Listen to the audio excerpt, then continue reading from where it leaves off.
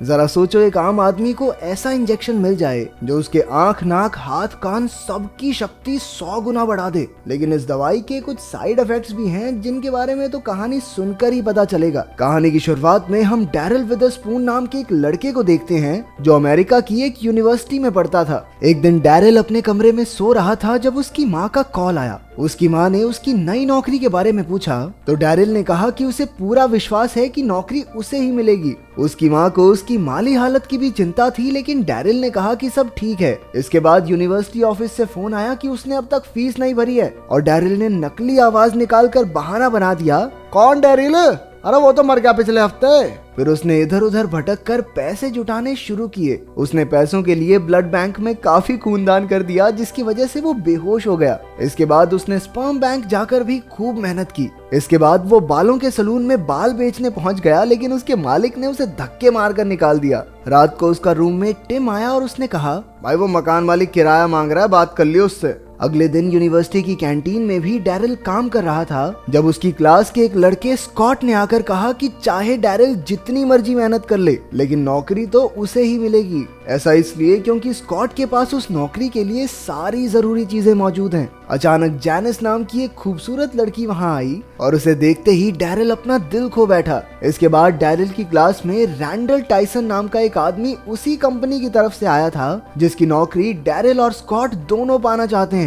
उसने कहा कि नौकरी के लिए उनके पास बेहतरीन मार्क्स होने चाहिए, उन्हें कई प्रोग्राम्स और पार्टीज में भाग लेना होगा और कैंडिडेट को खेलकूद में भी आगे होना चाहिए। इसके अलावा उन्हें कंपनी के बारे में मोटी मोटी नॉलेज भी होनी चाहिए। स्कॉट के पास ये सारी चीजें थी। रैंडल ने कहा कि क्योंकि एक ही आदमी की जगह खाली है तो 5 फाइनलिस्ट में से सिर्फ एक को चुना जाएगा। इसके बाद प्रोफेसर ने क्लास शुरू की जिसमें स्कॉट और डैरिल के बीच किसी बात पर बहस छिड़ गई। बाद में डैरिल आइस हॉकी कोच के पास पहुंचा क्योंकि उसे नौकरी के लिए खेल में भी हिस्सा लेना होगा, लेकिन डैरिल ने आज तक ये खेल नहीं खेला था इसलिए कोच ने मना कर दिया। फिर डैरिल ने अपने रूममेट टिम से मदद मांगी क्योंकि वो तो हॉकी टीम का कैप्टन था। टिम की सिफारिश पर जब कोच ने उसे खेलने का मौका दिया तो डैरिल एक भी गोल नहीं रोक पाया। फिर कैंपस के ग्राउंड की सफाई करते हुए डैरिल को एक इश्तेहार दिखाई दिया। उस सेमिनार में एक औरत ने उन्हें एक नए इंजेक्शन के बारे में बताया जो इंसानों की इंद्रियों की ताकत को काफी हद तक बढ़ा सकता है। लेकिन जब उसने इस दवाई के साइड इफेक्ट्स के बारे में बताया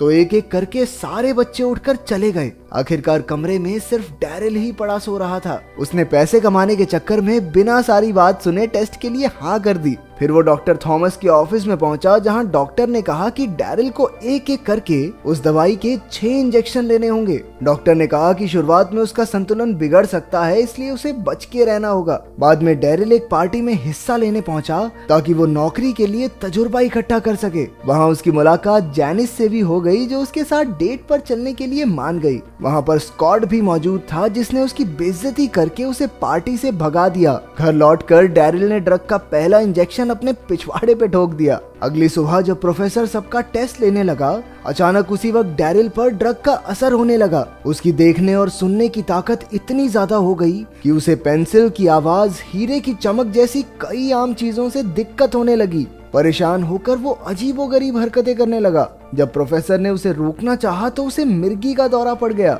इसके बाद वो सीधा डॉक्टर थॉमस के पास शिकायत लेकर गया। डॉक्टर ने उसे हौसला दिया कि दवाई ने अपना काम दिखाना शुरू कर दिया है और थोड़े ही समय में उसका शरीर इस दवाई को अपना लेगा। डॉक्टर ने कहा कि डैरिल को प्रैक्टिस करके अपनी इस ताकत पर कंट्रोल करना होगा। ड्रग के असर से परेशान होकर डैरिल ने अपने कान, नाक सब बंद कर लिए, लेकिन फिर भी कोई फायदा नहीं हुआ। बेचारा उस नौकरी के लिए फाइनलिस्ट भी नहीं बन पाया। लेकिन धीरे धीरे वक्त के साथ उसने अपने शरीर पर काबू पा लिया। इसके बाद कंपनी ने 5 फाइनलिस्ट के लिए पार्टी रखी जहां डैरिल वेटर का काम कर रहा था। वहां उसने अपनी नई ताकत से जजेस को प्रभावित कर दिया और आखिरकार उन्होंने डैरिल को 6ठा फाइनलिस्ट बना दिया। इसके बाद वो एक पार्टी में पहुंचा जहां उसने जैनिस को अपनी सहेली तान्या के साथ बाथरूम जाते हुए देखा। उसने अपनी शक्तियों के इस्तेमाल से उनकी सारी बातें सुन ली। जैनिस कह रही थी कि उसे समझदार और नेक दिल लड़के पसंद हैं। उसके बाहर आते ही डैरिल ने उससे फ्लर्ट करना शुरू कर दिया और दोनों जैनिस के घर की ओर निकल पड़े। वहां पहुंचकर उन दोनों ने जल्द ही डिनर पर जाने का प्लान बनाया। बाद में कमरे में टिम ने डैरिल को दवाई का इंजेक्शन लेते हुए देख लिया और उसे लगा कि डैरिल अब नशे नुशे करने लग गया है। अगले दिन गेम में डैरिल ने बढ़िया तरीके से आइस हॉकी खेलकर कोच को खुश कर दिया। उसने गोलकीपर बनकर एक भी गोल नहीं जाने दिया, जिसे देखकर सब भौचक्के रह गए। फिर उनकी टीम का मुकाबला एक दूसरी टीम से हुआ। डैरिल का कॉलेज आज तक कभी नहीं जीता था, लेकिन मैच के दौरान डैरिल ने एक भी गोल नहीं होने दिया और आखिरकार उनकी टीम पहली बार मैच जीती। सबने डैरिल की जमकर तारीफ की। इसके बाद वो नौकरी के इंटरव्यू के लिए गया, जहां उसने अपनी शक्तियों से स्कॉट के इंटरव्यू की सारी बातें सुन ली। जब उसकी बारी आई तो उसने उन सब सवालों के जवाब दिए जिनके जवाब स्कॉट को नहीं आते थे। टाइसन ने उन्हें बताया कि नतीजा 5 दिन बाद बताया जाएगा। फिर उसने डैरिल को गेम का टिकट देकर कहा कि वहां कंपनी के बड़े लोग और क्लाइंट्स होंगे। उस रात डैरिल और जैनिस ने साथ में डिनर किया। फिर उसने अपनी ताकत का इस्तेमाल करके पास के कमरे से एक कविता सुनकर वही प्यार भरे अंदाज में जैनिस को चिपका दी, जिससे इम्प्रेस होकर जैनिस ने उसे किस कर दिया। अगले दिन डैरिल जैनिस को अपने घर वालों से मिलवाने ले गया। काफी अच्छा समय बिताने के बाद उसने अपनी माँ को कुछ पैसे दिए। आखिरकार कमरे में लौटकर टिम ने फिर उसे दवाई का इंजेक्शन लेते हुए देख लिया। जब टिम ने उससे पूछा कि कौन से टीके वीके लगा रहा तू, तो डैरिल ने एकदम सच बता दिया, लेकिन टिम को उसकी बात पर विश्वास नहीं हुआ। खुद को सही साबित करने के लिए डैरिल ने एक और इंजेक्शन लगा लिया और अगली सुबह जब वो उठा तो उसका पूरा शरीर एकदम सुन्न पड़ा था। उसे जमीन पर बेसहारा पड़ा देख टिम ने नशा छुड़वाने वालों को फोन कर दिया। उधर डैरिल फिर से डॉक्टर थॉमस के पास पहुंचा और डॉक्टर ने बताया कि डबल डोज की वजह से उसका शरीर सुन्न पड़ गया है। इस वजह से उसकी 5 में से सिर्फ 4 ही इंद्रियां काम कर रही हैं और 5वीं बार बार बदलती रहती है। इससे बचने के लिए डैरिल को 3 दिन तक बिस्तर में रहना होगा ताकि ड्रग खुद उसके शरीर से निकल जाए। लेकिन डैरिल को तो कल ही मैच में कंपनी वालों से मिलने जाना है। वो अगले दिन गेम में टाइसन के साथ बैठा था, जहां क्लाइंट्स भी मौजूद थे। अचानक उसकी सुनने की शक्ति बंद हो गई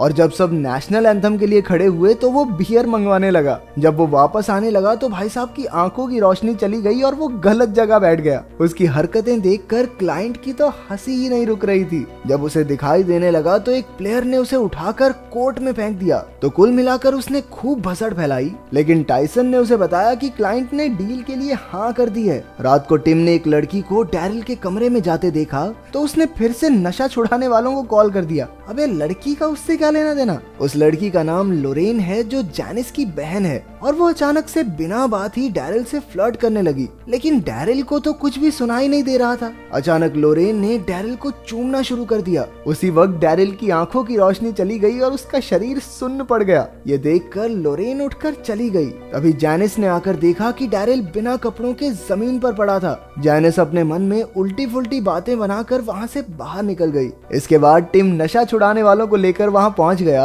और बेचारे डैरिल ने बड़ी मुश्किल से उन्हें रोका। ओ भाई ठीक हूँ मैं, सुई मत चुबो दियो, गेम कर दूंगा तेरी। उसने टिम को समझाने की कोशिश की, लेकिन वो कुछ सुनने को तैयार ही नहीं था। बाद में वो एक पार्टी में गया जहां स्कॉट ने उसे एक ड्रिंक बनाकर दिया और डैरिल बिना किसी परेशानी के पी भी गया। लेकिन सब हैरान थे क्योंकि वो ड्रिंक करेले जैसी कड़वी थी। इसके बाद स्कॉट ने उसे बैट से पीटना शुरू कर दिया, लेकिन उसका भी डैरिल पर कोई असर नहीं हुआ। अगली सुबह उनकी टीम का आइस हॉकी मैच था। सबको डैरिल से काफी उम्मीदें थी कि वो उन्हें जिता देगा, लेकिन उसकी हालत इतनी बिगड़ गई कि वो हार गए। इसके बाद वो सीधा जेनिस के पास अपने प्यार का इजहार करने पहुंचा, लेकिन उसकी आंखों की रोशनी फिर चली गई और उसने वहां खड़े जेनिस के बाप को जेनिस समझ लिया। जब उसकी आंखों की रोशनी लौटी तो जेनिस ने उसे बाहर ले जाकर उसकी बहुत बेइज्जती की, क्योंकि वो कब से एक अच्छा इंसान होने का नाटक कर रहा था। डैरिल ने उसे भरोसा दिलाया कि जल्द ही सब ठीक हो जाएगा, लेकिन जेनिस को उस पर यकीन नहीं था। वो एक पब में टिम से मदद मांगने गया ताकि वो अगले इंटरव्यू के लिए डैरिल को पढ़ा सके। उधर स्कॉट के बाप ने तो बड़े बड़े ऑफिसर्स को स्कॉट को पढ़ाने के लिए रख लिया। डैरिल ने अपनी पढ़ाई जारी रखी, हालांकि उसकी हालत बिगड़ती जा रही थी। आखिरकार इंटरव्यू का दिन आ गया और जैसे ही डैरिल अपनी गाड़ी से बाहर निकला, उसे अचानक से दिखना बंद हो गया। इसी चक्कर में एक भिखारी ने उसे साइड में ले जाके पीट पूट दिया और उसके सारे कपड़े चुरा लिए। वो किसी तरह कपड़ों की दुकान तक पहुंचा और नए कपड़े खरीदे। जैसे ही वो ऑफिस में पहुंचा तो उसकी आंखों की रोशनी वापस आ गई और उसने देखा कि उसके कपड़े ऑफिस के लिए कम और बैंड बाजे वालों जैसे ज्यादा लग रहे थे। अचानक उसकी जीभ सुन्न हो गई और उसने पैंट गीली कर दी। पेशाब का रंग देखकर वो समझ गया कि वो दवाई उसके शरीर से निकल चुकी है। आखिरकार वो कंपटीशन में गया और उसने बहाना बना दिया कि उसे बाकी कपड़ों से एलर्जी है, इसीलिए वो ऐसे कपड़े पहन के आया है। कंपटीशन शुरू हुआ और आखिर में डैरियल और स्कॉट बच गए। आखिरी डिबेट काफी लंबी चली और दोनों ने बराबर काबिलियत दिखाई। अंत में प्रोफेसर ने उनसे एक सवाल पूछा जिसका जवाब स्कॉट को नहीं आता था। अपने हीरो डैरियल ने जवाब बता दिया और आखिरकार उसे नौकरी के लिए चुन लिया गया। लेकिन उस वक्त डैरियल को काफी पछतावा हुआ और उसने सबके सामने कह दिया कि वो गलत तरीके से यहाँ तक पहुंचा है। उसने बताया कि कैसे उसने एक दवाई ली और उसकी शक्तियों से वो फाइनलिस्ट बना। उसकी बात सुनकर सब के सब हक्के बक्के रह गए, लेकिन फिर भी उसकी सच्चाई और ईमानदारी के लिए उसे नौकरी पर रख लिया गया और उसके बॉस ने उसे मेहनत करके आगे बढ़ने की सलाह दी। इसके 1 साल बाद डैरियल जूनियर एनालिस्ट बन गया और उसने जैनिस के साथ एक प्यारा सा परिवार बसा लिया। अगर वीडियो पसंद आई तो लाइक कर देना, चैनल को सब्सक्राइब कर देना। मिलते हैं अगली वीडियो में।